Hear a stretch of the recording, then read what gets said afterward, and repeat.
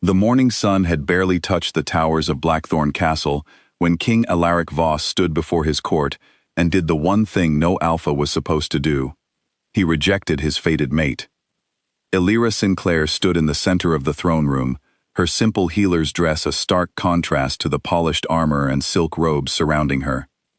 She had been called to the castle that morning without explanation, only to find herself facing the entire royal council, the visiting nobles from the Thornwood pack, and the man the moon goddess herself had chosen for her.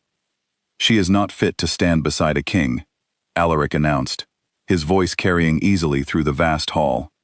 His eyes, once warm when they had first met her weeks ago in the healing gardens, were now cold and distant. A healer's daughter, with no title, no army, and no name worth remembering. "I reject this bond. I reject her as my mate." The words landed like a physical blow. Elira felt the mark on her neck, the one that had appeared the night she first touched his hand, burn as though someone had pressed a hot iron to her skin.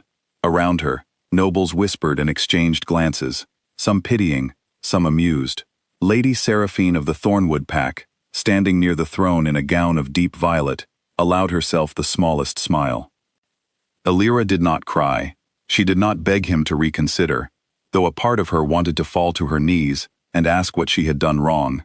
Instead, she straightened her spine, looked at the man who had once whispered promises to her under moonlight, and said nothing at all. She turned and walked out of the throne room, her footsteps echoing against the marble floor, steady and unbroken. Behind her, she heard Alaric clear his throat and begin discussing the terms of his new alliance with the Thornwood pack. It was as if she had already been erased. But something inside Elira had shifted the moment the bond snapped. For years, her mother had told her stories of a hidden bloodline, an ancient royal house called the Ember Court, wiped out generations ago, in a war that no history book dared record honestly. Her mother had always waved it away as folklore, whenever Elira asked too many questions, but tonight, walking through the castle halls with her heart cracked open, Elira felt something stir deep within her chest. A warmth. A pulse. Something that had been sleeping was waking up.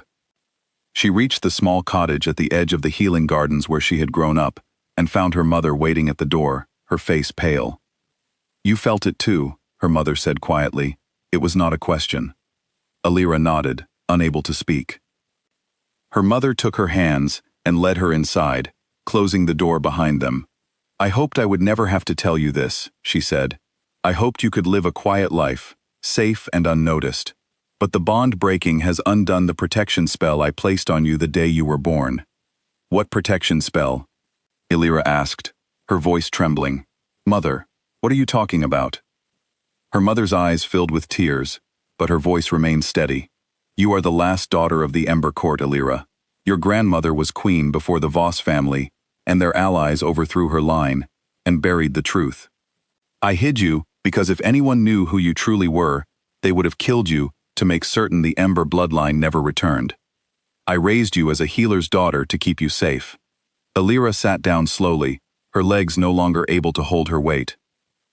Everything she thought she knew about herself, about her quiet, unremarkable life, crumbled in an instant. "Why now? Why tell me this now?" "Because the moment your mate rejected you, the binding spell broke," her mother explained. "Your true nature is surfacing whether you are ready or not. By nightfall, others will sense it too. You must decide, my daughter, who you want to be. The girl he humiliated in that throne room, or the woman your bloodline always meant for you to become." For a long moment, Elira said nothing. She thought of Alaric's cold eyes, the whispers of the court, Lady Seraphine's quiet smile. She thought of every small cruelty she had swallowed in her life, because she believed she had no right to expect better. And then she thought of her grandmother, a queen erased from history, and the throne that had been stolen from her family through blood and lies. "I want the truth to be known," Elira finally said. "Not for revenge, but because I am tired of disappearing to make other people comfortable." Her mother reached into an old wooden chest hidden beneath the floorboards and pulled out a ring, plain and unassuming, but etched with symbols Elira had never seen before. "This was your grandmother's. It will not lie about who you are." As Elira slid the ring onto her finger, warmth spread through her entire body. The symbols began to glow faintly, and for the first time in her life, she felt something settle inside her, as if a missing piece had finally found its place. Word travels fast in a kingdom built on old magic and older grudges. By early afternoon, whispers had already reached the castle.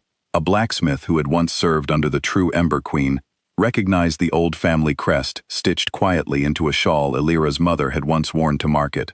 A retired general, bitter over years of Alaric's dismissive rule, began asking questions in taverns about the healer's daughter who had just been rejected in front of the entire court. Alaric, meanwhile, was finalizing wedding preparations with Lady Seraphine's family, unaware that the ground beneath his throne was already beginning to crack. By late afternoon, Elira walked back into the castle, not as a humiliated healer's daughter, but with her mother beside her, and the ring glowing softly on her hand. She did not sneak in through servant halls this time. She walked through the front gates, and the guards who had ignored her that morning now hesitated, some instinctively lowering their heads as she passed. She entered the throne room once more. Alaric was mid-conversation with his council when the doors opened. He turned, irritation flashing across his face at the interruption, but the expression faded into confusion when he saw who stood there. "I told you," he began, "that this matter was settled." "It was never yours to settle," Elira said, her voice calm, but carrying a strength that silenced the room. "You rejected me this morning, believing I was nothing, a healer's daughter with no name worth remembering. But you were wrong, Alaric. My name is Elira Voss no longer. It never truly was. My name is Elira of the Ember Court, granddaughter of the queen your ancestors overthrew and buried in silence." Gasps rippled through the hall. Lady Seraphine's smile vanished entirely. The council members exchanged uneasy glances, some already recalculating the political landscape in their minds. "That is impossible," Alaric said, though his voice wavered. "The Ember Court was destroyed generations ago." "The bloodline was hidden," Elira corrected, "not destroyed, and under the old laws, the ones your own family swore to uphold when they took this throne, a legitimate heir of a conquered house retains the right to reclaim what was lost, if they can prove their blood and earn the loyalty of the court." An elderly council member, one who had served 3 kings before Alaric, stepped forward slowly. "The right of Ember Ascension," he murmured, disbelief coloring his voice. "I did not think I would live to see it invoked." Alaric's eyes darted between his council members, searching for support, but found only uncertainty. The very laws his ancestors had written to legitimize their rule now stood ready to unmake him. "This is absurd," he said, though the confidence in his voice was fading. "Even if what you claim is true, you have no army, no allies, no—" "I have something you never bothered to earn," Elira interrupted quietly. "Loyalty freely given, not demanded through fear." As if summoned by her words, the general who had spent the afternoon asking questions in the taverns stepped into the hall, followed by a dozen soldiers who knelt before Elira without hesitation. More followed throughout the evening, nobles who had grown weary of Alaric's cold rule, servants who remembered small kindnesses Elira had shown them over the years, families who still whispered old stories of the fair queen who once ruled with compassion instead of dominance. Lady Seraphine's father, watching the tide shift before his eyes, quietly pulled his daughter aside. Alliances were built on strength, not sentiment, and it was clear within the hour that the strength in the room no longer belonged to Alaric. By the time darkness fell fully over the kingdom, the throne room had transformed. Where that morning Elira had stood alone and rejected, she now stood surrounded by kneeling nobles, soldiers, and common folk who had gathered outside the castle gates upon hearing the news. Alaric stood apart from them all, his crown suddenly feeling heavier than it ever had before. At the stroke of midnight, under the old laws witnessed and confirmed by the council, Elira was crowned Queen of Blackthorn, not through violence or conquest, but through blood, truth, and loyalty, earned in the span of a single day. The crown that touched her head was lighter than she expected, though the weight of what it meant settled deeply into her heart.